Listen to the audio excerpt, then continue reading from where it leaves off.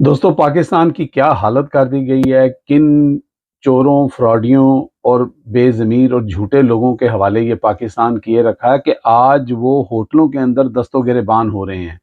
वो एक दूसरे को ऐसी बातें कह रहे हैं जिसे कहते हुए उनको शर्म भी नहीं आ रही। एक एक को कह रहा है कि तुम जो हो, तुमने गंदम की वो स्कैंडल में जो है माल बनाया है, गंदम की चोरी की है और हमारी हुकूमत को मुसीबत में डाला है। और दूसरा उसको कह रहा है जो कि साबका वजीर आजम है, वो कह रहा है कि मेरे से ज़्यादा बात ना करो, तुम जो हो फार्म 47 वाले हो, अगर मैंने फार्म 47 की बात की तो तुम्हें कहीं शक्ल दिखाने की जगह नहीं मिलेगी।